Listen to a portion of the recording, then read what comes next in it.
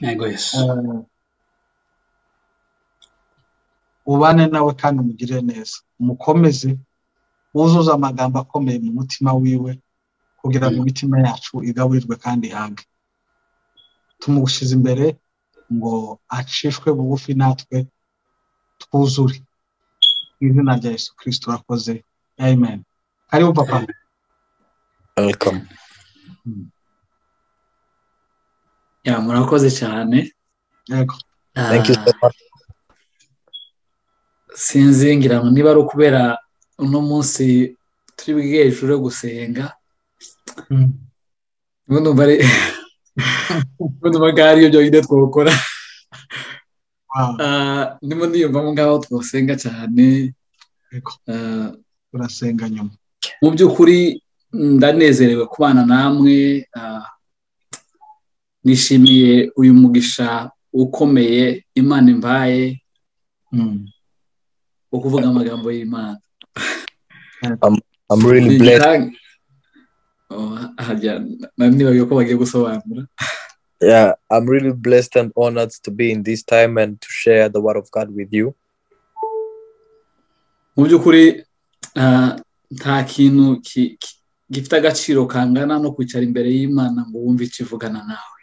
Truly there's nothing of value than sitting in front of God, in the presence of God, and hear what God tells you. Murabizi Imana twicaye imbere niyo yaturemye. The God that we sit in front is the one that created us. Iyo izi impamvu nyamukuru zitumye turi inaha.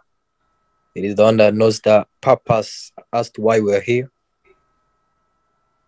Ni nayo izi potentials yabitse muri wowe n'uburyo wazisohoza.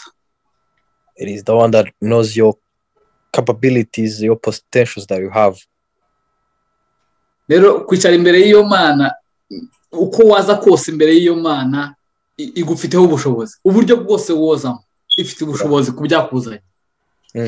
To sit in front of that God, he has power over you. Power of all things brought you. Woza urwaye ntiyo kwakira nk'umuntu waje ari muzima ifite imbaraga zo kugukiza. Woza urushe ntiyo kwakira nk'umuntu uruhutse yo ifite imbaraga zo kukuruhura. Nukuvuga nta buryo wozamo bwose nubwo waza ufite ibyaha ifite imbaraga zo kukubabarira. Uburyo bwose woza imbere y'iyo Mana umenye nko waje imbere y'umubumbyi uri ibumba. It takes you the way you have come. If you have come sick, it cannot take you as someone that is okay. It takes you as someone who is sick. If you have come in the way that you're tired, it takes you as someone who is tired and needs rest. Amen. Reka dusome ijambo ry'Imana kugira ngo dukomerezeho. Let's read the word of God and continue. Dusome muri Matayo 6 duhere ku murongo wa 9. Matthew 6 verse 9. Reka duhere ku murongo wa 5 niwo tubyumva neza. 6 guhera ku murongo wa 5. From verse 5. Haravuga ngo nimusenga ntimukamere nk'iryarya kuko bakunda gusenga bahagaze mu masinagogi no mu nzira ngo abantu babarebe. Ndababwira ukuri yuko bamaze kugororerwa ingororano zabo. Weho nusenga uje winjira mu nzu banza ukinga urugi uhere kusenge so mwihereranye. Nuko so ureba ibigiherereye azakugororera. Namwe nimusenga ntimukavuga amagambo muyasubiramo hato na hato kuko abapagani bagira. Bibwira ko kuvuga amagambo menshi ari byo bituma bumvirwa. Nuko ntimugase nabo kuko so azi ibyo mukenye mutaramusaba. Nuko musenge mutya muti: Data wa twese uri mu ijuru, izina ryawe ryubahwe, ubwami bwawe buze. Ibyo ushaka bibeho mu isi kuko biba mu ijuru. Uduhe none ibyo kurya byacu by'uyu munsi. Uduharire imyenda yacu kuko natwe twahariye abari mu imyenda yacu. Tuduhane mu bitwosha ahubwo dukize umubi kuko ubwami n'ubushobozi n'icubahiro ari ibyawe none n'iteka ryose. Amen. Amen. Twongere dusome muri Yakobo 4 umurongo wa 3. Let's read again in James chapter 4 verse 3.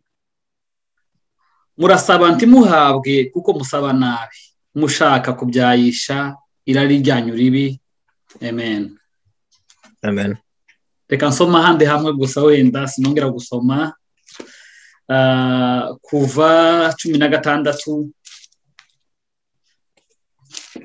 Let's read one more, and I will not read again, in Exodus chapter 16. Umurongo wa 4.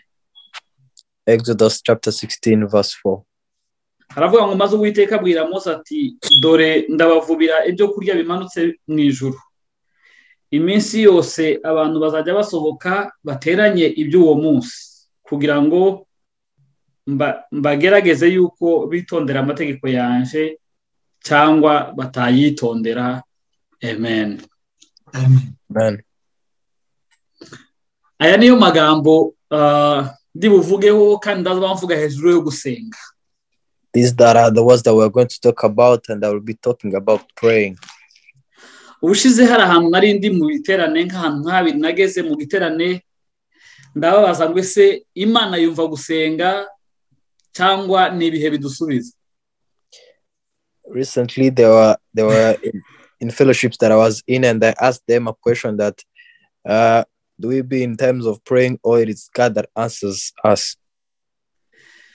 Kuko abantu benshi batekereza ko Imana ikora ibintu iyo hageze, iyo hataragera niyo wowe uri mu bisaba itobikora, ariko sibyo. People think that God works in his time when the time has come. Kuko hari n'ibihe bikuzaho ku buzima bwawe ukabyakira kubera kutamenya icyo Imana ikuvugaho, ariko Imana idakeneye kubikugumaho. There are times that come onto you and you just welcome them, but God is not pleased on those times that are onto you. Njya nibuka ko hari igihe kimwe nigeze kuba ikimuga mpagarika amashuri, naramugaye ndi ikimuga kiri mu nzu. One time I became lame and I stopped studying, and I was home. Nari mfite Imana kandi nyizera, ariko sinari nakizeye ko yatinkiza ngakomeza n'ishuri. I was having God and I couldn't believe that God can heal me and go back to school. Bikimuga kugeza igihe mpagarika amashuri, bukeye umunsi umwe mpamagara Imana, nayihamagaye ndi mu ishamba rya Nyungwe, mbwira Imana ngo Mana, Satani yifuje ko mugara ndaramugaye, none wakwifuje ko nkira nkarara mbaye muzima. And I went in the wilderness and prayed, and I asked God that the devil desires me to be lame, but I want you to desire me to be healed. Maze gusenga nasenze manitse akaguru mu modokari, sinakamanura, komeza kugenda kamanitse, kandi maze gusenga nk'Imana igakiza. I went home and I placed my leg up on the car when I've just prayed God to heal me. Sinzi icyo kintu kubera ndimo ndavuga nitonze, sinzi ko murimo mubyumva cyane, ariko nasabye Imana ko inkiza ukuguru kumanitse, maze gusenga ngo Imana igukize, komeza nkumanitse. I prayed for God to heal my leg when the leg was up, and after praying I kept on putting the leg up. Komeza urugendo rurerure cyane, ukuguru kumanitse ndimo mvunika, ngeze Kamembe aho nakumanuriye nsanga kwakiriye aho nasengeye. Kumanuye nsanga kwakize kare, komeza nkumanitse kubera kutamenya Imana nsenga iyo ariyo n'imbaraga ifite zo gukiza. Amen. I was healed from the place that I prayed from, but I kept on going on the journey, not knowing that my leg was healed. Reka mbabwire ikino kintu formule nahawe mu mwaka ushize yanyibukije ko ukuntu Imana yumva gusenga. Let me tell you the formula that I've been using that has reminded me how God answers our prayers. Abantu benshi bari hano mwese mwemera ko Imana ibona ibyaha byanyu iyo mubikoze, nta cyaha na kimwe mwokora ngo kicike Imana, murabyemera kandi murabyizera 100%. Imana ibona ibyaha byanyu. You know and believe and accept that God sees your sins. Sinzi wenda umuntu waba atabyemera ari buza kutubwira ko watabyemera, ariko abantu benshi barabizi kandi bajya bemera ko nta cyaha na kimwe bakora Imana itabona. I don't know if there is someone that can deny it, but I know that all people knows that God sees our sins. ubushize nahishuye ikintu kivuga ngo none ni gute Imana yabona umuntu usambana ntiyumva umuntu usenga. And I asked myself that how can God see someone that do fornication but cannot listen or hear the ones that pray? Murabizi neza nta muntu ujya gukora icyaha ngo abanza ashira agakorasi nka kariya Felix amaze kuririmba byibuze gaherekeza ibyaha byarebe ko byoshika biragenda byonyine bikijana nta korasi bigashika ku Mana nta korasi iciyeho. Someone that is going to commit a sin does not start with singing a chorus like Felix has done, but he goes sinning all the way. None niba ibyaha bishobora kwijana bigashika ninde wabesha abantu ko hari amasengesho yona niwe gushika bya bindo byatwaga ndazamuga kubita kwikuta kamanuka byavuye. If someone commit a sin and the sin goes on the way, and how can we pray and the prayers does not reach? Abandimwe cyo kintu cyankuyemo ikintu cyitwa ngo hari amasengesho no senga Imana ntiyumve ntabaho nukuvuga amasengesho Imana itokumva nayo ntasenze ariko ntayo no senga ngo acika Imana ibyaha byanje bitarayicika. There is no any prayer that I cannot pray that I cannot reach to God, knowing that my sins reaches to God. Ikindi abantu bajya batekereza bagavuga ngo iyo umuntu asenze afite ibyaha Imana ntiyamwumva. And there is another thinking that people have, that if someone prays with having sins, God does not hear him or her. None niba Imana itumva umuntu usenga afite ibyaha imubabarira gute? If God does not hear the person that prays with sins, how does God forgive that person? Iyo tuza kuba turebana ubu nari kuba mbabajije ngategereza mukabaza mukasubiza. If we were together, I could ask you and I wait for you to reply me. Ikibazo cyo gusenga ufite ibyaha no gumenya ko Imana yaguso cyangwa ntigusubize mu byukuri ahanini biva mu gutekereza ko ubundi Imana ishobora kumva n'amasengesho y'umunyabyaha igihe cyose n'ibyaha bye biri mu byifuzo asengera. Wow. Amen. Yeah, it's very. Ikibazo ni igihe umuntu yirengagiza bimwe akirengagiza bimwe by'ingenzi igihe ashaka kubwira Imana, ariko niba nabyo biri mu byo uri mubwira Imana irabyumvana n'ibyifuzo byawe rwose. Niba ari kimwe mu mitwaro ufitiye Imana nayo yose irayumvira hamwe. When you pray, people can pray and forget to pray for the things that has made them to sin and ask for God to release them from that problem or that sin, and they just pray for God and avoid the sinning that they commit. Pero amasengesho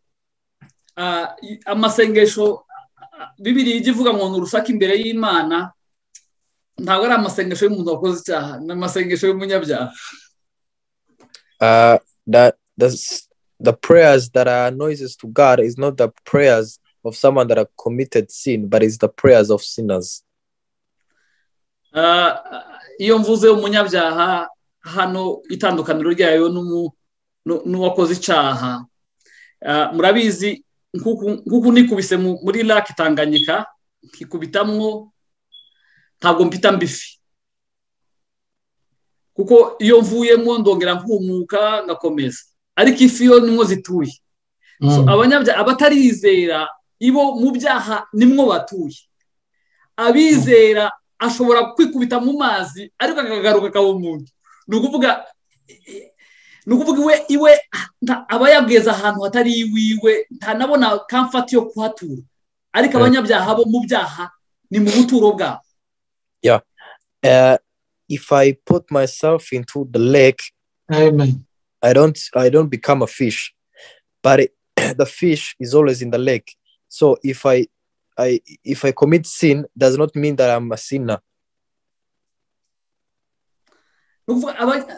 Abanyabyaha abatarizera ibo nimwo batuye mu byaha. Sinners that ni don't, iwabo. sinners that do not believe, they have shelter in committing sins, in sins. They are living in sins. Rero igihe cyose uzi imbere y'Imana ugomba kuzana confidence nk'umuntu uyizera, uzi neza kimwumva. Nibyo nashatse ko dutangiriraho cyane.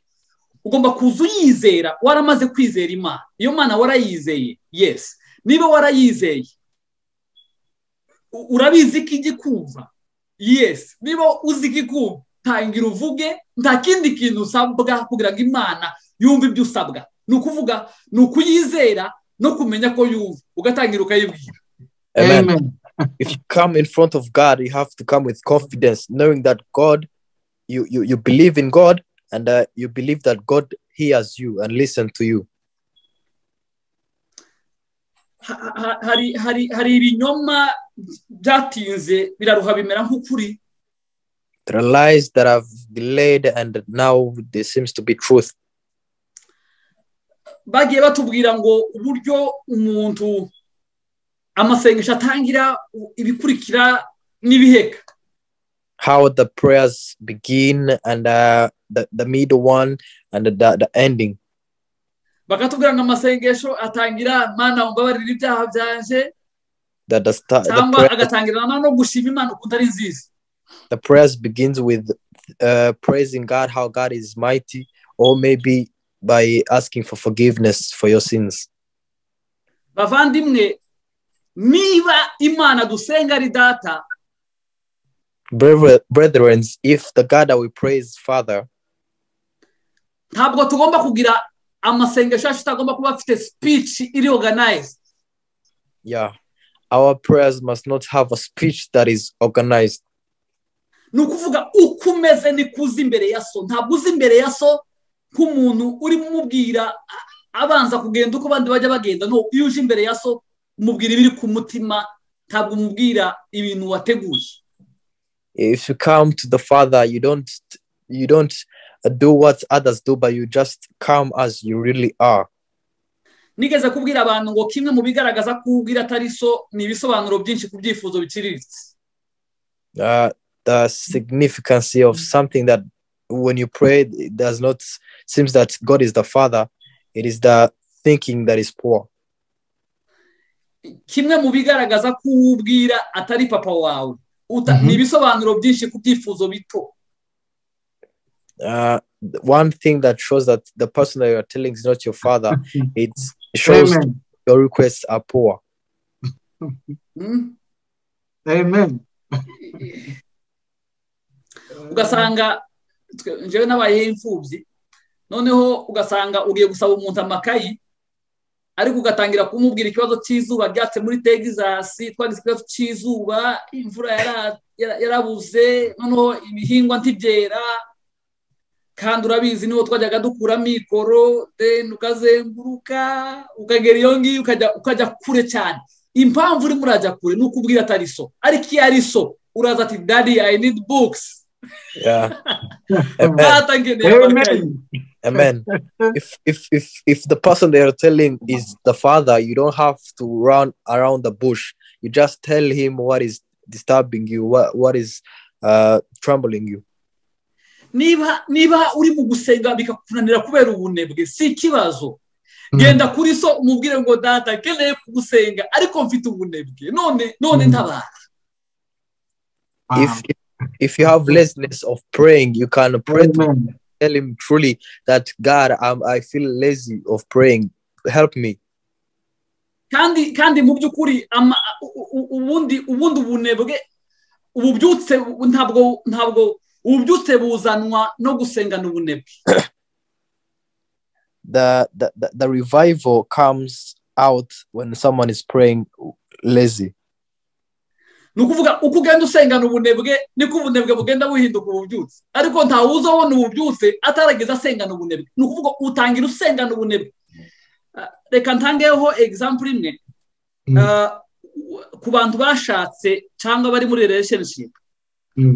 Uza compare ikiganiro n'umudamu wawe cyangwa na fiance wawe muri hafi gukora ubukwe, ukigereranye n'icyo umunsi wa mbere mwambitinze.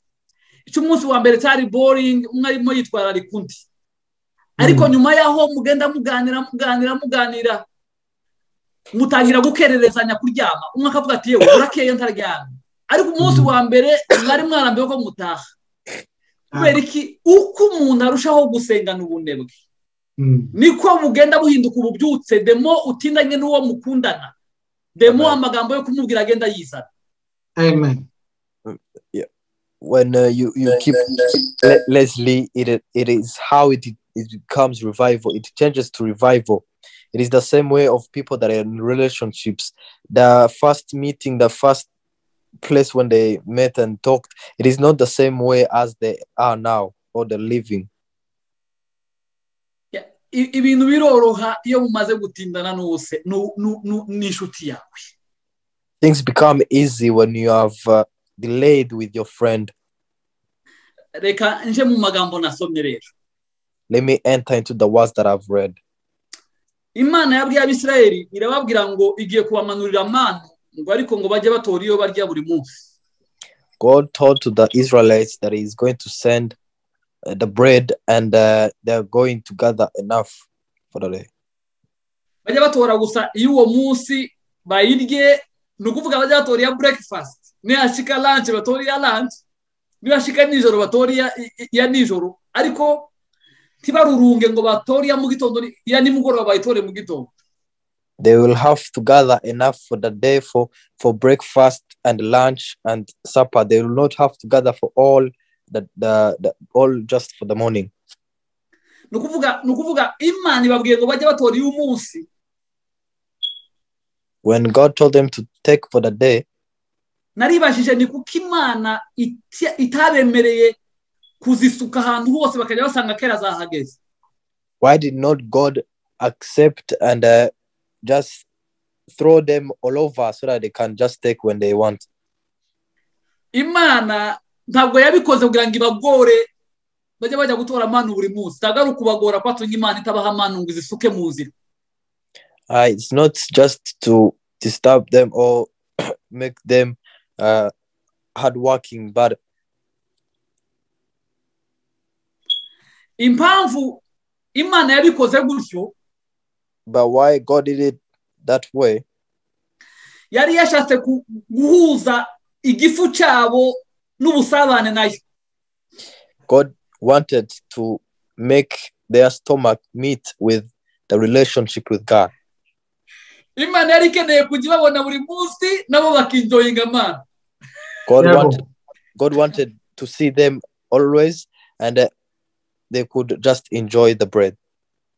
Bavandimwe, iki kintu cyitwa Imana kutubwira ngo dusenge ntabwo ari ukutugora, nukugira ngo ikeneye kutubona buri munsi natwe tukishimira ibyiza dukura muri yo.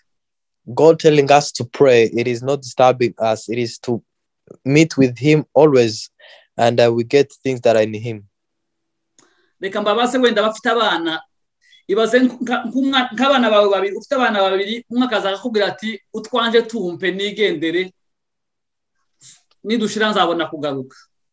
If one of your children tells you that give me my part and when it is ending I will come back, akakubwira ati njewe umpe iby'ukwezi nzagaruka ku matariki y'ukwezi kwa 8 gutangiye. Give me the things of like for the month, then the month when it's ending or in August I will come back. Then undi akakubwira ati njewe nzagaza kubitora buri munsi. And another one tells you that I'll keep on coming every day. Umwana mu gitondo ukajya wumva arakumanza akakubwira ati mami wabyutse neza. And the child comes and knock in the morning and tells you, mommy, you have woke up well. Then ukamubwira ngo yego mama meze neza, akakubaza ati nawe se mwana wanje nawe umeze neza. And you tell him that are you good also? Ukamubwira ngo yego meze neza ariko mfite inzara. And the child tells to you that yeah, I'm well but I'm hungry. Umubyeyi akabyuka akaguha ibiryo ugataha ariko uhaze, ariko nawe yishimye ko kubonye kandi nawe kumenya uko ameze. And the parent gives you food and you go back home when you are satisfied, and the parent is also happy of seeing you and knowing how you're doing. No, kino kibazo cyo nkeneye ko abatari ahantu hasakuza muraza kugisubiza nibyo biri bumfashe cyane. And this question that I'm going to ask, the people that are in a stable place, you can reply to me. It will help me. Urabizi ko ababyeyi bakunda abana bose, abo bana babiri ninde uzakunda kurusha uwundi? You know that the parents love all those two children. Which one will the parents love more?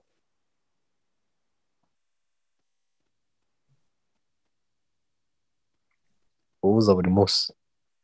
Uza buri munsi ni wowe kera wagufashije wowe. Exactly. Uza ku mubyeyi buri munsi.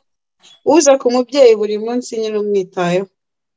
Uza ku mubyeyi buri munsi, umubyeyi ntabwo urakara muvuge ngo ariko wowe buri munsi cyangwa nibyo bikwishimisha cyane. Bishimisha umubyeyi. Exactly. Bavandimwe niba mubona Imana itubwira ngo musenge ubudasiba. Suko tugora nuko ikumbura kutubona buri munsi. Nuko yishimira kumva amajwi yacu buri munsi. Nuko yishimira kutugirira neza no kutureba buri munsi. Umunezero w'Imana ni presence yacu buri munsi imbere yawe. Hallelujah. God is always happy when we see the word of God that says pray ceaselessly. It means that God is happy of seeing you and talking to you. Kandi ntabwo igira ikibazo cy'uburyo uza umeze. Rwose uko woza kose imbere yayo igira ubushobozi bwo kuguhindura uko ishaka. Ariko ikunda cyane kuza imbere y'amaso yayo. Yeah, God does not have any problem of how you have come, no matter how you are, whatever you have done, or however you are, you just come to God and God is happy of seeing you. Hari umuntu watanze igisubizo yavuze ngo ndabakunda bose ariko cyane ahubwo nzogirira inyota uwutaza, no kuvuga bazakumbura akumbuye utaza. Ariko umwana ubona imigisha myinshi y'umubyeyi ni wa wundi uhoraza imbere y'umubyeyi buri munsi, kubera yuko ibyo umubyeyi byose nibyo umwana umuhora imbere. Abana bazi imbere y'Imana. Naratangaye ibintu byo kwizera Imana, uzi ko iyo umuntu yizeye Imana ijya imuha umugisha, yongera kwizera ikamuha undi, yongera kwizera ikamuha undi.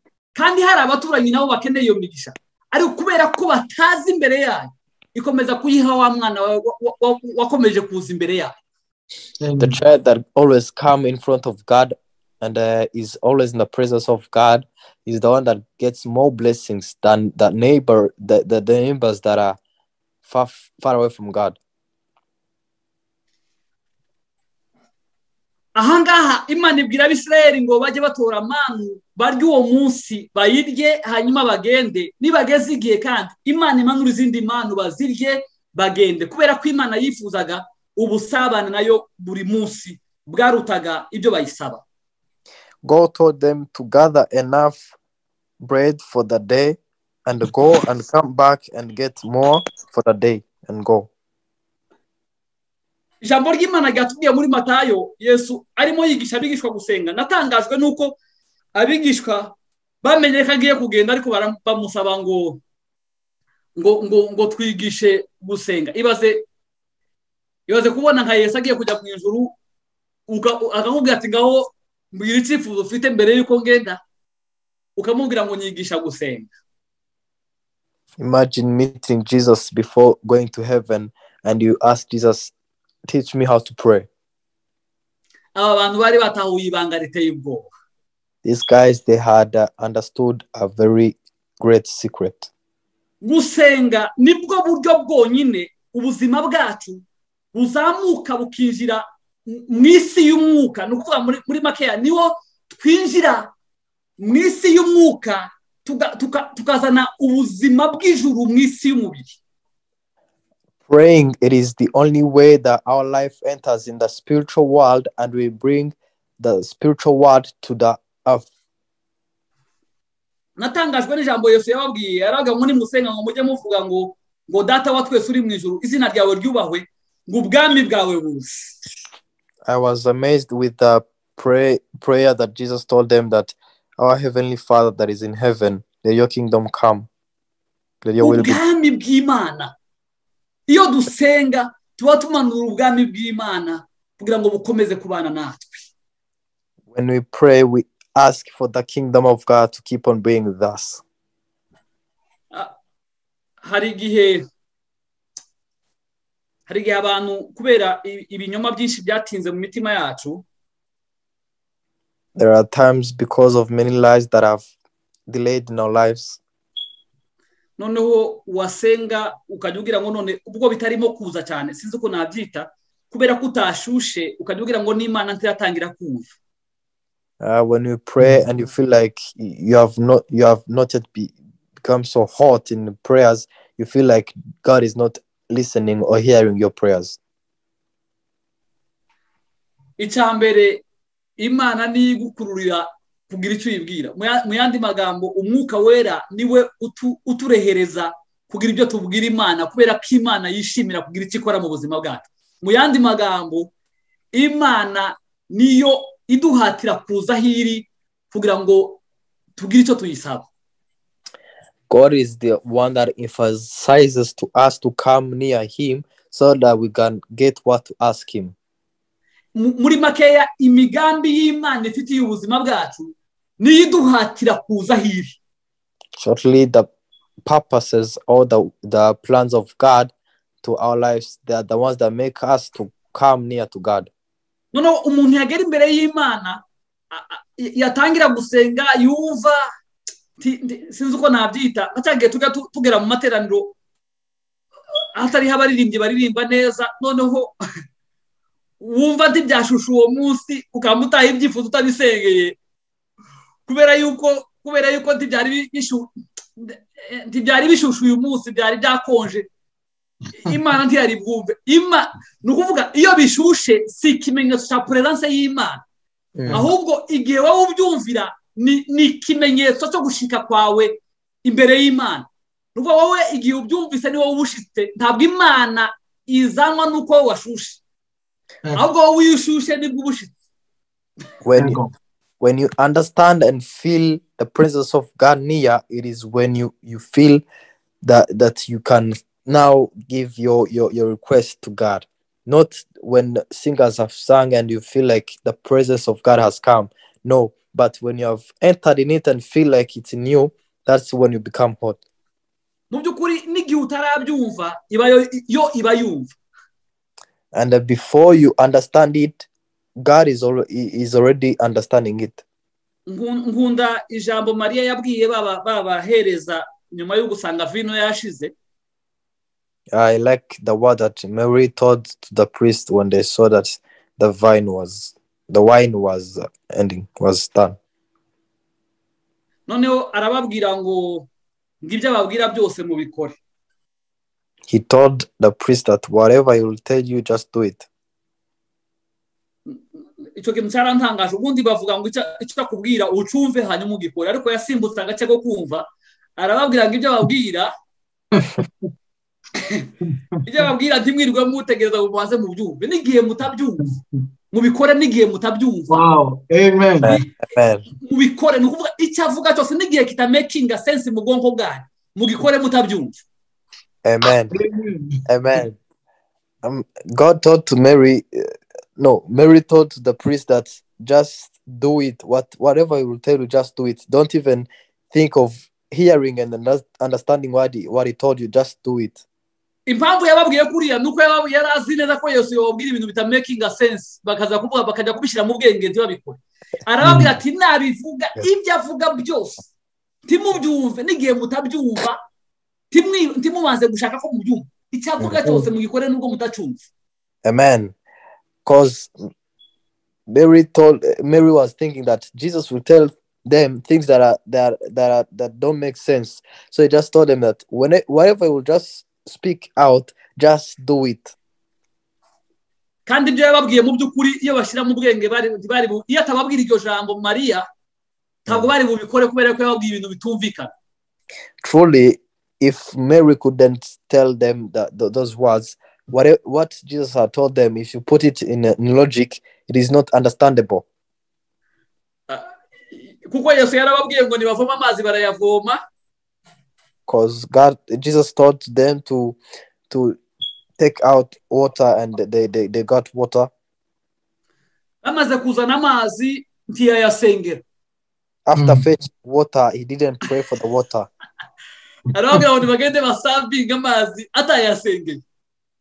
And he told them that go and serve the water without him praying for the water. Amen. Bayagejeje iriya ku muntu wa mbere wayasomyeho niwo bababwiye ko amazi yahindutse vino, ntibari bakabimenye, bajyanye amazi ari amazi, ayasomye arababwira ngo ya mazi yahindutse ntakiri amazi yabaye vino. Amen. They got the water, and Jesus didn't even pray for the water, but the first person that got that water, he saw that the water has turned into wine, and told them that now the water is wine. Yanavuze ijambo nkunda cyane ryakoze ku mutima wacu. And he said a good word that I liked. Yarababwiye ngo babandi bose ngo batangirana n'ibiryoshye bagasoreza mu bibishe, none mwe mwatangije n'ibibishe mushoreje mu biryoshye. Amen. He taught them that others start with good things and they end in bad things, but for you have started in bad things and ended in good things. Ahantu hose Yesu ageze mu buzima bw'umuntu, nubwo ubuzima bwe bwaba bwatangiranye n'ibibishe, ntabwo busoreza mu bibishe Yesu yahageze, busoreza mu biryoshye byanga bikunda. Hallelujah. Amen.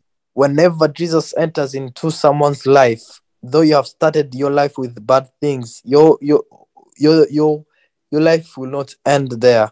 Jesus will come and put good things in your life. Niyo mpamvu nta mukristo cyo kwifuza n'ubuzima bw'umupagani, kubera yuko n'ubuzima bwatangiriye kuri wine buzasoreza kubivuza.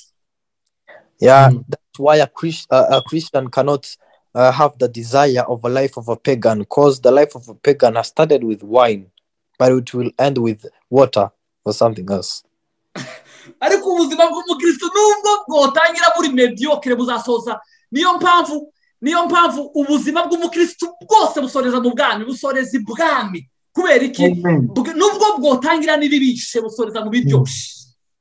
Though the life of a Christian can start with things that are undesirable, it will end with things that are desirable. Kubera iki? Kubera ko Yesu abirimo. Why? Because Jesus is in it. Bavandimwe, dufite impamvu zifatika zo gusenga Imana. We have many reasons that are understandable to pray God. Icyambere Imana iradukunda bihagije. First, God loves us. Icyakabiri Imana yishimira kutwumva. God is pleased to hear us. Icyagatatu Imana ishobora byose, nta na kimwe waza kuyisaba ngo kiyihindukire ingora bahisi. God is able to do everything. There is nothing that you can bring and it be difficult to God. Kandi ntibigusaba guhinduka undi muntu kugira ngo ikumve. Bisaba kuyisenga umeze nkawe, nukuvuga ukumeze nizo ntege nke zawe ukusa, kubera yuko nti wo kwigira ugutandukanye nuko yakugize. Ukumeze niko yishimira kukumva umeze. Amen. It doesn't require you to come in another person's life, but you have to come as you really are in front of God. Bibiliya yatubwiye ngo impamvu dusenga ntitwumvigwe ngo nuko dusenga nabi. The Bible has told to us that why we pray and we're not answered is because that we pray not well. Bavandimwe, ubu dufite ikibazo gikomeye cyane. Right now we have a big problem. Ubu dukeneye ngo kurefreshinga Europe. Now we want to refresh Europe. Ariko twobikora gute? But how can we do it? Icyambere nuko dushishikazwa n'ibishishikaje umutima w'Imana. The first thing is that we have to emphasize the things that God likes and God wants. Niki kiraje Imana ku ijoro? What can make God to be alert? Ana yamaze imyaka n'imyaka yifuza Samuel, amara imyaka arimo abwira Imana ngo Mana pumwana ndore penina amereye nabi mpumwana. Hannah spent time praying to God, God give me a child, give me Samuel, and she got Samuel after many years. akajya agenda akabwira Imana akayereka ikibazo cya mukeri nabi yarayamubwiye akayibwira Imana ati Imana barayabambwiye nabi ko nta mwana none wampaye umwana. She could go and pray to God and show God how the stepwife has become a problem to her and the words that the stepwife is saying, and ask to God, why can't you just give me a child? Bukeye Ana arabihindura. And after Hannah changed it, aragenda abwira Imana ati Imana nabonye mu nzu yawe hari ubukene. Went and told to God that God, I've seen poverty in your church, in your abana b'abatambyi batangiye gukora ibizira mu nzu yawe. The children of priests have started doing bad things in your house. None muyandi magambo Mana to making a deal. Umwana naje ndaguha umutambyi. Amen. Amen. And Hannah told to God that God, give me a child and I will give you a priest. Imana muha Samuel. And God gave to her Samuel. Akimara kubona Samuel yaravuze ngo uwari ingoma ngabyaye karindwi. Abyaye umwana wa mbere gusa yamavuga ngo uwari ingoma byaye karindwi. Amen. Told God the one that was unfertile has given birth 7 times. Bavandimwe niki kiraje Imana kwijoro nuko isi imenya Imana. Ikibazo dufite muri kino gihe nuko abantu bashishikajwe n'amazina yabo kuruta gushishikazwa n'icubahiro cy'Imana. What's made God to be alert is that people right now they're being alerted on their names than to be alerted to the things that God desires.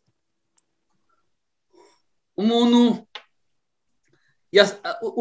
umuntu asigaye asengera umurwayi yarangiza uwasenze akaba ari utanga ubuhamya mbere y'uwasengewe. Right now, a person can pray for a sick, and the person that prays for the sick is the one that goes and testify before the sick person to come and testify.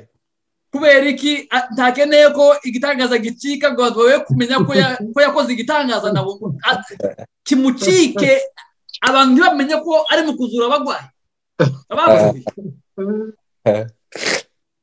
Amen. And it because he doesn't want no people to do not know that he has performed miracles, that he has healed someone. Igihe Eliya yahagaritse imvura muri Israeli hari ibihumbi 7 birimo bisaba Imana k'imvura. Nukuvuga bitapfukamiye Bayali bikijijwe, bitapfukamiye Bayali bikeneye ko imvura igwa ng'abana batapfa, bikeneye ko imvura igwa ng'imyaka itarumba, bikeneye ko imvura igwa ngo inka zabo zidashira, bikeneye ko imvura igwa n'inzuzi zidakama. Ariko Eliya ahagarara wenyine abwira Imana ngo Mana imvura ihagarara kugira ngo izina ryawe rimenyekane mu gihugu. When Elijah stopped the rain, there were many believers that wanted the rain to rain, but Elijah just prayed for the rain to stop so that the glory of God can be manifested. Ikindi Imana ishingiraho ngo ihindure igihugu ntabwo ari ikintu gikomeye cyane nuko ubuzima bw'abakiririra bushishikazwa n'ubugingo bw'abantu kuruta gushishikazwa n'ubuzima bwabo. The thing that can make God to work in the country is that the people that praise for that country are more alerted to the people that are inside the country than to their things. Iyo barebye ubona batembera cyangwa ubona bagiye kurimbuka. Niba ubona bagiye kurimbuka ukabushishikazwa n'ubugingo bw'abantu, Imana ishobora kugukoresha ibikorwa bikomeye cyane kugira ngo izina ryayo rimenyekane. If you see people walking, do you see them just walking or you just see them going to perish? If you see people going to perish, you just be alerted and save their lives, and God will be with you. Abandi bafashe Imana nka Walmart. Sorry. Abantu bafashe Imana nka kuriya kwa Walmart. Walmart hano ndi hawo. Habiki aho ngaho amasoko yaho wanyina yayo. Kamo. Ni Monde. Abantu bafashe Imana nka Monde. Aha ndaje gutora ibya Kenya gusa yarangiza kubitora akama acaho. Akazongera kugaruka yagize ubundi bukene bushasha. People takes God as mall or shops or supermarkets. They just go and get what they want from God. Then after they will come back when the things have ended. nigeze kubwira Imana ngo gushaka iby'Imana utashaka Imana ibitanga bisa no kujya mu isoko ugasaba inyongeza utarahaha. Amen. Gushaka iby'Imana, gukenera iby'Imana itanga utarashaka Imana ibitanga, no kujya mu isoko ukabwira abantu ngo nibakongere Ntakintu waguze. Imana ikeneye ubugingo bw'abantu kuruta imibiri yabo, kuruta ibiryo byabo, kuruta ubuzima bwiza bwabo, kuruta umubyibuho wabo, kuruta kubyara abana benshi. Imana ikeneye ku isi irokoka kurimbuka. Niyo papa yazanye Yesu ku isi, niyo mpamvu abakristo turi nahangaha. To ask the things that comes from God without knowing who is God, it is going in a supermarket to buy and ask for more when you have not yet bought anything. So it's the purpose that brought God, that brought Jesus to earth. It is to save people's life. Ushobora kwiyopoza niba ubugingo bw'abantu aribyo bugushishikaje, ariko niba ari izina ryawe hari ibitangaza byo Imana itazigera igukorera kubera gutinya kugupfusha. Kuvuga ngo nigukorera igitangaza wirate ibiragupfushije, nikora igitangaza igigukoresheje wishyire hejuru igupfusha. Nukuvuga Imana ikakikwima ngo itagupfusha, ariko tubashije gushira izina ry'Imana imbere. Imana ubugingo bw'abantu bukaba ubw'agaciro imbere yacu. Imana yadukoresha ibitangaza n'ibimenyetso. Amen. If you can come against if it is not your purpose, but it is, if it is your purpose, or if it's not your purpose, God cannot allow you to perform miracles. God cannot allow you to make other things that are greater so that people can change if you don't see them going to perish. Ndi hafi gusoza kubera ntibambwiye amasaha ariko niko ntekereje gusa. I'm near at the end. Hari umugabo nigeze kujya mu giterane mpasanga mu umugabo wari mushima Imana ko yakize sida, arimo atanga ubuhamya kuntu sida yaramugize. I went into a fellowship, then I saw a person that was giving a testimony of how he was healed of sida, AIDS. Arangije aravuga abantu bose barahagarara mu materaniro kubera umunezero w'ukuntu Imana yakijije sida. And after testifying, people raised up and were giving God glory. Noneho muri ako kanya Mwuka Wera aganira n'umutima wanje. Then in that time the Holy Spirit talked to me. Arambaza ngo ese mwunge igitangaza kurusha ikindi ni ikihe, uwo nakijije sida n'uwo narinze kwandura, uwo nakoreye ibikomeye cyane ninde? And I had a question that the Holy Spirit asked me, that what is the praise that is more valuable or more great, the ones that have healed HIV or the ones that are prevented to have HIV?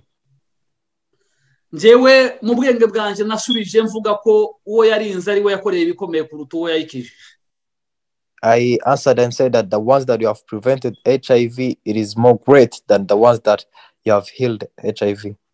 Arangije arambwira ngo none ni kuki abona akijije sida barusha abona yirinze kwandura gushima. And why is it that the people that have prevented to have HIV they are defeated by the ones that had HIV to thank God? Ngubu ushobora gusanga mu materaniro ku cyumweru abantu bakoze impanuka bose aribo baje gushima gusa, abatarazikora kuva batangira gutwara ntibarigera babona amaturo y'amashimwe. You can see in a gathering, the people that committed accident and were saved, they can come and thank, but the people that God prevented to have accidents, they don't even have any type of testimony of praise. Abarwaje abana bararemba bajya muri za koma, iyo bagarutse amashimwe y'Imana barayabona. Abatarigeze barwara abana na gripe na corona yaraje bacaho batarwaye, nta mashimwe y'Imana barazana. Amashimwe y'Imana iteka yabona mu byago barokotse kuruta kuyabona mu byago yabarinze kurokoka. People see praises to God when they have been saved, but they don't see praises to God when they have been prevented from having troubles. Bavandimwe, ibishishikaje Imana kurusha ibindi ni igihe ubuzima bwacu butangira kurebera abantu mu buryo Imana yifuza ku buzima bwabo. Imana yishimira kubona ubugingo bw'abantu buhinduka kuruta kubona gusa twishimira gusa ubuzima bwacu bukomeza buhinduka. Urabona nk'urugero, reka ngarukire gato ku rugero. Ubu twageze inaha abantu bose bazi ko tumeze neza, kandi abantu bari iwacu hari igihe umuntu atekereza ko bameze nabi kubera ubukene, ariko mu by'ukuri Imana uyibwiye ngo iturebe idushyire kuri lisite, ishyire abameze neza imbere, abameze nabi inyuma, mwo kumirwa. Hari abarwayi botuje imbere, abarwaza bakambara bakajya mu masonde. Kubera iki? Imana ireba abantu ibarebera ku bugingo bwabo uko buhagaze, ntabwo ibarebera ku buzima. Nubwo Imana yaba yaraguhaye indege cyangwa imodoka, ntabwo ubayeho neza. Ubaho neza iyo ubugingo bwawe bwomatanye n'umutima w'Imana yaguhamagaye. Amen. Yeah, God is pleased to see the people's life being transformed. God is pleased to see the life that you are living in, that it pleases Him, than to see the wealth that you have in your life, the riches. Ubu ngubu Imana idukoreye urutonde rw'abakire n'abakene, twotangara tubonye Elon Musk atari uri ku mwanya wa mbere, inaha ni uri ku mwanya wa mbere. Wotangara usanze umumama wibereye mu cara ahantu ari ku mwanya wa mbere, ugasanga uwo twita umukire wa mbere ari ku mwanya wa nyuma. Kubera iki? Ubugingo bushishikaje Imana kuruta imibiri y'abantu. When we tell to God to nominate the first rich person, you can be amazed by seeing that God does not nominate Elon Musk, that we know that is rich right now, and get someone that is far away in a place that we don't even know, and comes and be the one that is rich. Bibiliya yageze naho ivuga ngo abera bo mu isi ngo nizo mfura njyewe nishimira. Ni ukuvuga abera bo mu isi ngo nizo mfura z'ibinanga gusa.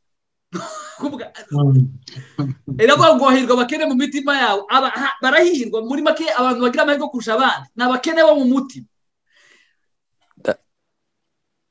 The saints of the earth are the ones that pleases me. So God is pleased by the saints that live on this world. And hari amasengesho Yesu yajyaga asenga akavuga ngo data wa twese uri mu ijuru, ngo nzi yuko usanzwe unyumva, ngo ariko ibi mbikoze kugira ngo abantu bamenye ko ari wowe Mana. Mu yandi magambo, uyu muntu ararwaye, nkeneye ko akira, ariko ndabizi ko ufite imbaraga zo kubikora. Ariko noneho tubikore kubw'impamvu yindi itari iyo ngiyo. Impamvu tubikora ni ukugira ngo aba bantu bari aha ngaha batarakwizera bose bakwizere kubera uyu muntu wari urwaye. Ni kuko bavuga ati Mana, hari ibibazo byinshi biri muri Europe, ariko nari nzi ko ufite imbaraga zibikora, ariko bikore kugira ngo kubw'ubugingo bw'abantu ukize umurwayi, kubw'ubugingo bw'uyu muturanyi wacu akumenye ko ari wowe Mana. Amen. Yesu yigeze kwanga, Satani yaramubwiye ngo nahindure uyu mutsima. Yesu arabaramwe ati hindura uyu mutsima. Yesu aranga kurihindura, kandi Yesu yarashonje, ariko yanze guhindura uyu mutsima kandi ashonje. Kubera iki yanze? Yari yagiye gukora igitangaza kidafite umusaruro w'ubugingo bw'abantu. Ibindi bitangaza byose yakoze byatumaga abantu bose baza imbere yayo bakavuga ngo ni wowe Mana. Imana turayibonye, Imana turayizeye. Kwizera niyo mpamvu y'ibitangaza Yesu yakoraga byose. Ariko twebwe igitangaza dufite muri kino gihe, dushishikajwe n'amazina yacu mu gukora ibitangaza kuruta gushishikazwa n'ibishishikaje Imana, ari bwo bugingo bw'abatizera. Ubugingo bw'abantu niyo mpamvu ikwiye kudushishikaza iyo dusenga, iyo tugira ibyo dukora byose. The life of people, it's the main value that we can have as a purpose to make them be saved than to make our names be known. Kenshi ubushize narimo ngana nawe ndatamugisha, nkanamubwira ati ubu ngubu umuntu asigaye abantu bari mushaka kuduhindura abuzukuru b'Imana. Ni ukuvuga akavuga ati njyewe ndi umuapotre w'Imana, noneho nawe ubu umudisipure wanje. Ni ukuvuga umuntu agahindurira abantu kuba abigishwa be, kandi mu by'ukuri dukeneye ko abantu bamenya Imana kuruta kutumenya twebwe tuba abakozi b'imbura mu maro icyubahiro kiri cy'Imana nitwinjira muri iyo dimension yo gushaka icyubahiro cy'Imana mu byo dukora byose Imana izadukoresha imirimo ikomeye y'ubutwari kubera iki izina ryayo ryagiye imbere kuruta amazina yacu n'icyubahiro cyacu. Amen. God wants right now people wants us to make us be grandchildren of God, and a person can come and say that I'm an apostle, I want you to be my disciple and come learn from me.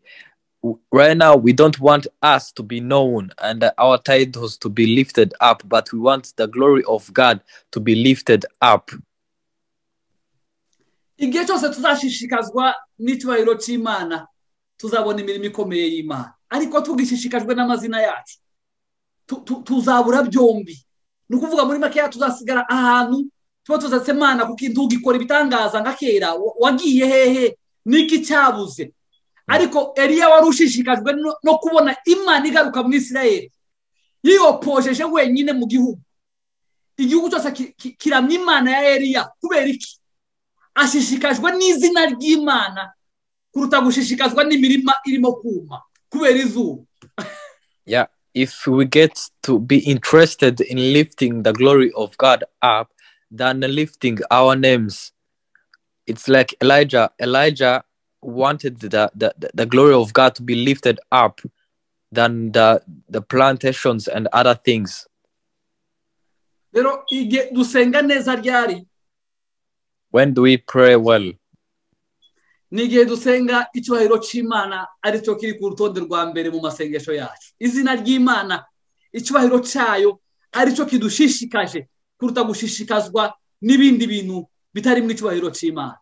Amen. We pray well when we pray as we lift the glory of God up than lifting our things up.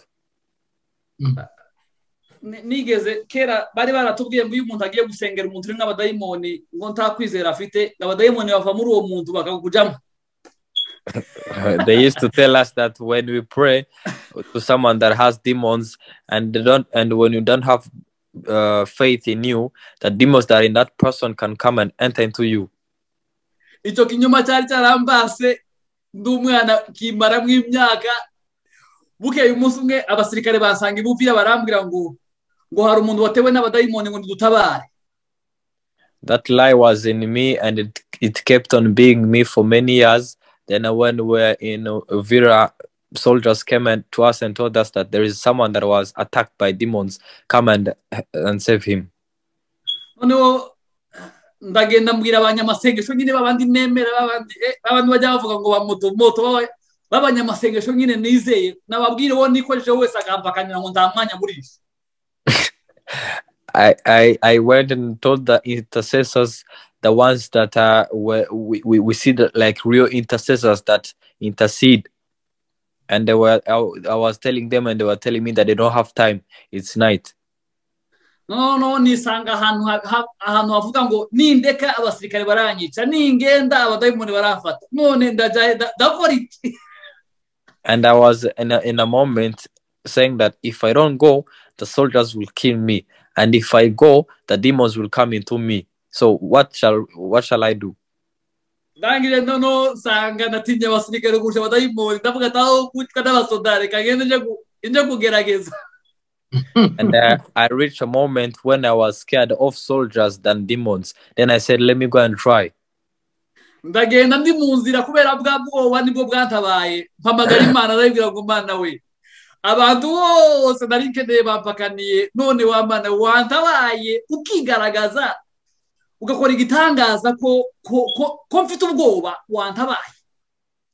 And I said to God that God, all the people that I was thinking of help, they all denied, but God can help me. Ikintu nari nizeye nari meze nka wundi wabwiye Yesu ngo sinizeye ariko nizeye ko ukiza kutizera. Naje nabwiye Yesu ngo Yesu ntakwizera mfite ariko mfite ubwoba none nkiza ubwoba ntabara wigaragaze ukora igitangaza cyawe njewe mfite ubwoba nta mbaraga mfite. I prayed and I said to Jesus that Jesus, I have fear in me, I pray that you just demolish that fear. I don't have power in me. dufite umugisha abavandimwe wo kugira Imana itwemera uko turi. We have a great blessing of having a God that accepts us however we are. Nkimara gusenga iryo sengesho hahise hamanuka ijambo rimbwira ngo ndi Imana ikirisha ingabo nyinshi kuko nakirisha ingabo nkeya. I'm a God that can use many soldiers, and I'm a God that can also use few ones. Ndagenda ngo nshike mu cyuma sanga baramufashe abagore barimo baragera ku ruhande. I reached in that place and I saw women when they were holding him or her.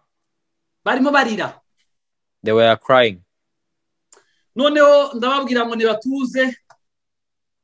I told them to calm down. Ndababwira ngo abantu bose nahamagaye ngo baze kumusengera bose bambwiye ko bafite ibitotsi bagiye kuryama burije. And I told them that all the people that I had asked to come and pray, they said that it's night, they are going to sleep.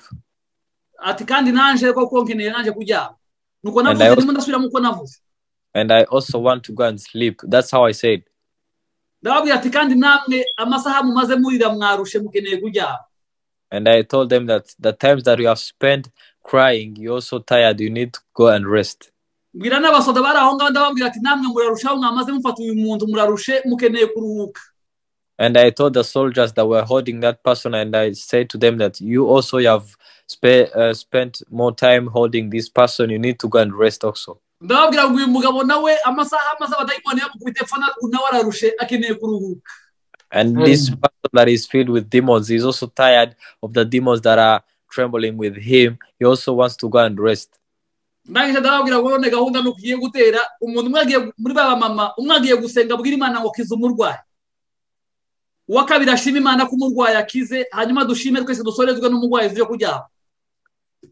And I said that's how we're going to do it. I'm going to ask one mother to pray for the sick, and another one is going to praise God for healing the sick, and all of us we shall thank God and go to sleep. Barasenze barangije gusenga wa murwayi bagiye kumugeraho abadayimoni bamuvamo arahaguka ashima Imana turatafika kuryama. Amen. Amen. Amen. They prayed. After praying, they went to that person, and that person was healed of demons, and he was thanking God, and then we went to sleep. Bavandimwe niba ari Imana ibikora utinyiki kuyibwira ibyo ukeneye. If God is the one that makes it work, why are you feared to come closer to him and tell him? Niba ari ubunebwe ufite yibwire nkuko nayibwiye yibwire ngo Mana keneye kukiza umurwayi ariko mfite ubwoba ndi umunyantege nkeya nta bushobozi mfite. Uri bukuriya mugabo wabwiye Yesu ngo bishaka ngo nkiriza umwana. Yasabye Imana ngo Yesu ngo amukirize umwana. Yesu aramubwira ngo ni wizera urabona ukuboko kw'Imana. Nta kwizera yari afite. Ategereza gukiza umwana kiranti yake. Aragaruka kuri Yesu wankirije umwana. Yesu aramubwira ngo sinakubwiye ngo ni wizera urabona ukuboko kw'Imana. Umugabo arareba aravuga ati umwana agiye kumfana kubera kutizera. Arangije aratekereza agaruka kuri Yesu aramubwira ati Yesu we nabitoyi. Nabimenye. Ndizeye nkiza kutizera. Mu yandi magambo sinizeye ko umwana yakira ariko nizeye ko onkiza iki kirwara kimburije umwana gukira. Uko kutizera kumburiza umwana gukira naba ari kunkiza. Numara kunkiza kutizera umwana wanje araba muzima. Yesu amukirije kutizera umwana warahaguruka ahimbaza Imana. Kubera iki? Uko ukumeze naba ari kuza imbere y'Imana. Gusenga neza nugusenga uko umutima umeze utari muyibwira ibintu ko bijya bivugwa. Suka umutima wawe imbere y'Imana kuraruta kuvuga amagambo atandukanye nayo umutima wawe uvuga. Yeah, to pray to God well, it is not it's to come as you are and not ordering words as they're supposed to be. Just tell God how you feel in your heart, how it is. Tugasenge ngo ufite ububyutse kandi ufite ubunebwe. Senga n'ubunebwe nyine. Vuga ukumeze n'abari kuvuga we pretending ngo besha abantu mu materaniro kuri mu bubyutse muri iyo minsi. Nigeze kubona abasore bamwe twasenganaga abana bari amaze nk'icyumweru kimwe bakijijwe bakama basenga barimo biruka mu materaniro bakanuye. Nabwo ati basha mwahumirije ko ari byo byiza. niyo murarangara nimuhumirize mutarangara muconcentrating musenge ariko wigerageze kuba undi muntu usenga Imana niso ireba mu mutima kuruta kureba hanze nukuvuga yishimira cyane kukumva umeze ukumeze kuruta kugerageza kuba undi muntu bakubwira ngo usenge ukamusenga nka bishop wanyu oya yesenga nkawe. Don't pretend to be someone else. Don't pretend to be in revival when you are lazy, when you are feeling lazy. I was in a place where people that got saved after 1 week, they went to pray. They were praying like as if they had revival in them, like they have spent many years in the church. Don't try to pray like your bishop. Just pray as who you are. Gusenga neza nugusuka umutima wawe imbere y'Imana nukuza ukumeze ukakubwira Imana ukumeze ukanayibwira n'ibindi wifuza kuri yo. Imana mu by'ukuri irumva. Imana yumva ibyaha byawe cyangwa ibona gukiranirwa kwawe. Nta na rimwe yonanirwa kumva gusenga kwawe. Nta na rimwe. Ni ikinyoma cy'umwanzi bavandimwe. Nta masengesho yawe yocika Imana. Nta masengesho yawe yoca ku ruhande ngo Imana itayumva. Imana yishimira kumva usenga kuruta kumva utuka umwana. Niba utuka umwana bikumvikana kuko utizera ko igihe ubwiye Imana usenga Imana yakumva ko. Praying well to God is pouring out all things that are in your heart. Reka dusenga Imana dusoza. Let's pray as we are winding up. Gusenga bifite imbaraga zihindura amateka y'abayigihugu n'ay'abantu igihe cyose abasenga bashishikajwe n'ubugingo bw'abantu kuruta imibiri y'abantu. Praying can change in the society, maybe in the country or in your life, and when you are interested more in people's life than in your things. Ubugingo bw'abantu kuruta ubuzima bwawe. Sinzi. People's soul. Their soul than their life. Niba Europe muri mu kuyireba mukabona ubugingo bw'abayirimwo bukeneye Imana byihutirwa. Nimushishikazwa n'ubugingo bw'abantu muzabona Imana mu buryo bukomeye. Ariko nimushishikazwa n'ubuzima gusa. Imana ntabwo wayibona kubera iki Imana ishishikajwe no Imana ntiyifuza ko abantu barimbuka. Uwo mutwaro ufite ni wo mutwaro w'Imana. Niba ushishikajwe n'ubugingo bw'abantu wamaze kugerageza kwipfundo ry'ibibabaje umutima w'Imana. Kandi umuntu ukoze kubibabaje umutima w'Imana wamaze gushikira imirimo ikomeye y'Imana ku buzima bwawe. When you say that like you want to refresh Europe, you need to be more interested in the souls of people than the lives of people. Kadusenga Imana ibahe umugisha mwinshi. Let's pray. May God bless you a lot. Mana nziza, Imana ikiranuka muri byose. Yes. Uri mwiza gusumba uko twamenye nuko tubasha kumenya. Nta magambo yagusobanura uko uri mwami usumba ibisobanuro byose. Usumba amagambo yose abantu bavuga nubwo twoyavugira icyarimwe ntitwakuvuga uko uri mwami usumba aho ngaho tugaruka. Yes. Mana nziza we. Shimwa Yesu. Wadutabarana n'abaturanyi, wadutabarana n'abatuye mu gihugu dutuyemo, wadutabarana n'aba bantu wapfiriye ku musaraba mwami. Hallelujah. Hari abantu basekuruza batanze ubuzima bwabo kugira ngo tubashe kwakira agakiza. Yego Yesu. Ariko abana babo barimo baragenda mu nzira ziyobagurika, mu nzira barimo barajya kure y'ubushake bwawe Mana. Mana turakwinginze. Garura ubugingo bwawe. Hallelujah.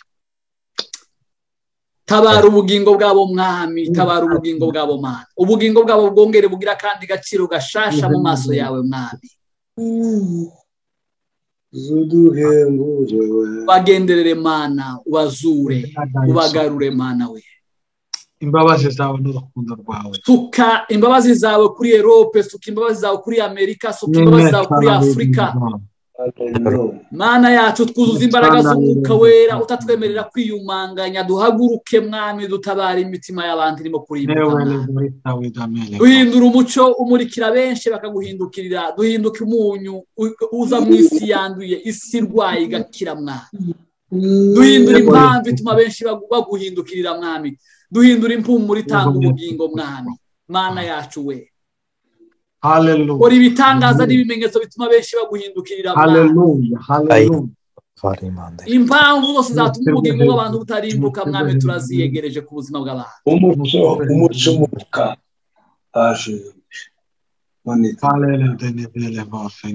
izina ryawe rimenyekane mwami bundi bushasha uhimbazwe mwami Yesu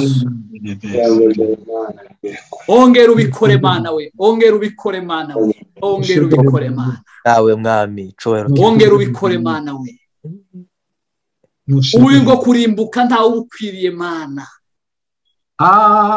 ububi bwo kurimbuka nta muntu ubukwiriye mwami n'abicanyi ntibakwiye kurimbuka n'abagome ntibakwiye kurimbuka n'abakora ibizira by'uburyo bwose mwami ntibarimbuke mu izina rya Yesu Kristo turakwinginze Mana we suka umuco w'agakiza kawe bagaruke mwami boye kurimbuka bagaruke boye kurimbuka mw'izina rya Yesu bagaruke boye kurimbuka mwami mw'izina rya Yesu bariya bageze ku ngingo zo kurimbuka mwami turakwinginze Mana yacu we reka mwami ubugingo bwabo bwoye kurimbuka mwami reka umuco wawe umurike mwami Yesu urakoze Mana yacu we urakoze Mana nziza ndagushimiye kubw'ijambo ryawe ndagushimiye kubw'abana bawe baryumvise mwami mwuka wera we herekeza ijambo ryawe urigeze ku mutima w'umuntu mwami herekeza ijambo ryawe urigeze ku bugingo bw'umuntu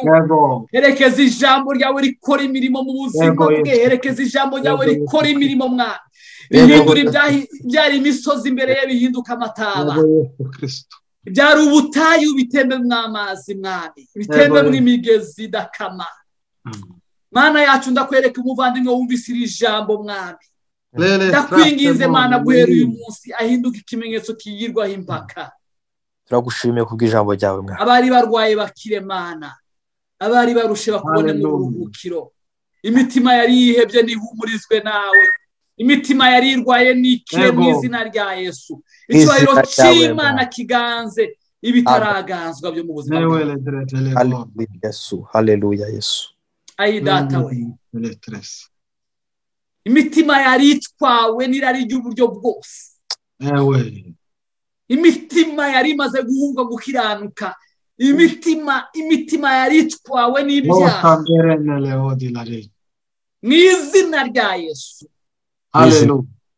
ndibuka usanga umuntu wari umaze imyaka 38 ari ku gisasiro cye uramubwira ngo byuka wikorera uburiri bwawe ubutware byuka wikorera ibyari bikwikoreye ndakwinginze mwami muri aya masaha mwami buri muntu wari utwawe n'amateka runaka aya masaha nayigaranzure mu izina rya Yesu Kristo atangire gutwara ibyari bimutwaye mwami mu izina ryawe mukiza haleluya ndibukubwira Baraki guhaguruka yewe Baraki mwene Abinowamu gutwara abanyagano bari bagutwaye uri imbohe ndakwinginze mwami ibyari bimutwaye nk'imbohe mwami nahaguruka bitware nk'imbohe mwami mw'izina ryawe bari bimutwaye nk'imbohe mwami imbaraga zo kwiganzura ibyari bimwiganzuye imbaraga zo gutwara ibyari bimutwaye imbaraga zo gukubita hasi ibyari bimwikoreye imbaraga zo gutwara ibyari bimutwaye mwami mw'izina rya Yesu tahandi zabonerwa mwami uretse muri wowe mwami ndakwingize mwami suka izo mbaraga mu mutima wa buri muntu wese wumvise iri jambo y'umugoroba mwami yego mwami Yesu urakoze Mana yumva gusenga kwacu shimwaye Mana we yewe saleme ndibukubwira hagari mu butayu ashize umwana ku ruhande ngo umwana adapfa mureba yego uramubwira ngo hindukira umufukurira iriba umaze gufukura iriba mwami akwita izina aravuga ngo uri Imana indeba mwindebeye nahanaho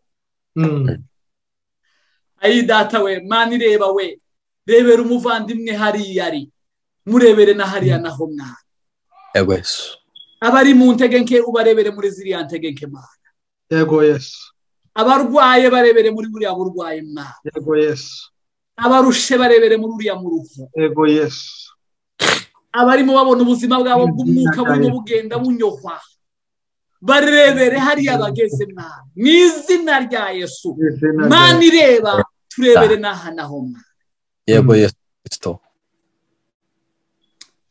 bakoze Mana yumva gusenga kwacu reka icyubahiro kibi cyawe mwami mu izina rya Kristo Yesu umukiza wacu mu izina rya amen amen